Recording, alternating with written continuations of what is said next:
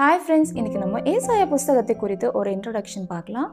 வேதாகமத்தில் பழைய ஏற்பாடு 5 பிரிவுகளாக பிரிக்கப்பட்டிருக்கிறது. முதல் 5 புத்தகங்களான ஆதியாகமம், யாத்ராகமம், லேவியராகமம், எண்ணாகமம், உபாகமம் சட்ட புஸ்தகங்கள் எனப்படுகிறது.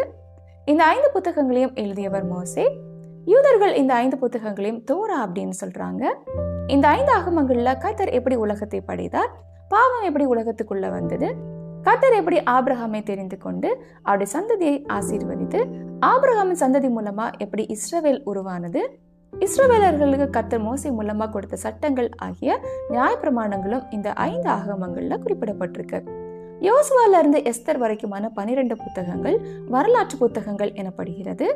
யோபு புத்தகத்திலிருந்து உன்னத பாட்டு வரைக்குமான 5 புத்தகங்கள் ஞானம் மற்றும் கவிதையின் புத்தகங்கள் எனப்படுகிறது.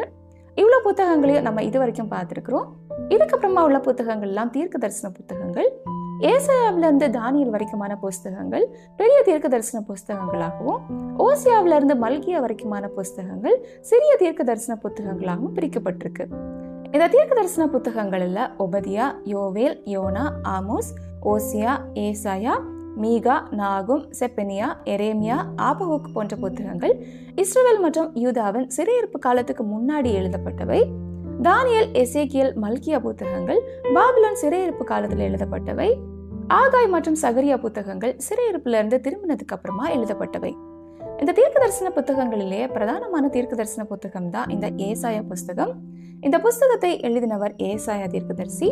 இவர் எருசலேம்ல இருக்கிற மிகுந்த செல்வாக்கு நிறைந்த ஒரு குடும்பத்துல பிறந்தவர். இவர் ராஜாக்களோட நேரடி தொடர்புல இருந்தவர். இவரோட தகப்பன் பெயர் ஆமோஸ். இவருக்கு 2 மகன்கள் இருந்தாங்க. ஏசாயா தீர்க்கதரிசி யூதாவின் 4 ராஜாக்களான உசியா, யோதாம், ஆகாஸ், எசேக்கியாவோட நாட்கள்ல அவரோட தீர்க்க தரிசன ஊழியத்தை செய்தார்.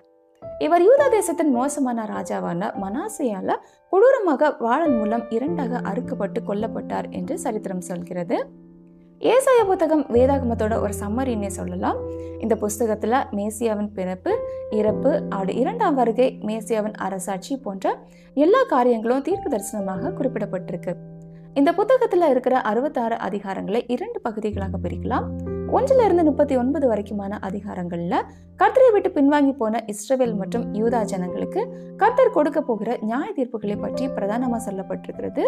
அதோட இஸ்ரவேலின் அண்டை நாடுகளான பாபிலோன், அசீரியா, பெலிஸ்தியா, மோவாப், தமஸ்கு, எத்தியோப்பியா, எகிப்து, ஏதோம், அரேபியா, தீரு மாதிரியான நாடுகளுக்கும் கூட கர்த்தர் கொடுக்க போகிற நியாய தீர்ப்புகள் குறிப்பிடப்பட்டிருக்கு. கர்த்தர் இஸ்ரவேல் ஜனங்களை அவங்க செய்த பாவத்தினால தண்டித்தாலும் அவங்கள முற்றிலுமா கைவிடாம அவங்கள சுத்திகரித்து அவங்களுக்கு மேசியாவாகிய இயேசு கிறிஸ்துவின் மூலமா நம்பிக்கையை ஏற்படுத்தி அவர் மூலமா ஜனங்களுக்கு ரட்சிப்பையும் நித்திய வாழ்வையும் தருவார் என்கிறது குறித்து ஏசாயா 40ஆம் அதிகாரத்திலிருந்து 66ஆம் அதிகாரம் வரைக்கும் சொல்லப்பட்டிருக்கிறது. அதாவது சுருக்கமா முதல் பகுதி நியாய தீர்ப்பை குறித்தும், 2வது பகுதி மேசியாவின் மூலம் வரும் ரட்சிப்பை குறித்தும் சொல்லப்பட்டிருக்கிறது. ஏசாயா கர்த்தரின் நியாய தீர்ப்பை பட்சிக்கிற நெருப்பாக சித்தரிக்கிறார். அதே நேரத்துல கர்த்தர் இரக்கம், கிருபை மற்றும் மனதுருக்கம் நிறைந்தவர்னு அவர் விளக்குகிறார். பழைய ஏற்பாட்டுல இருக்கிற வேற எந்த புஸ்தகத்தையும் விட ஏசாயா தீர்க்கதரிசி மேசியா மூலம் வரப்போகிற ரட்சிப்பின் மீது அதிக கவனம் செலுத்துகிறார்.